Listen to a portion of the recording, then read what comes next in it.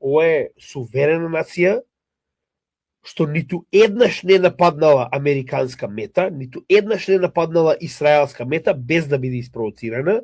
Да се подсетиме, прво им беше бомбардирана амбасадата во Сирија, пак ќе подсетам, бомбардирање на дипломатско представништво на една држава, било каде во светот, представува објава на војна. Иран не врати. Потоа им беше елиминиран, значи буквално им беше извршен атентат на Ханија, највисокиот представник на Хамас, во Техеран, за време на председателската инаугурација на Пезешкијан.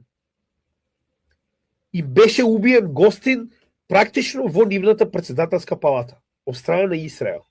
Иран повторно не реагираше.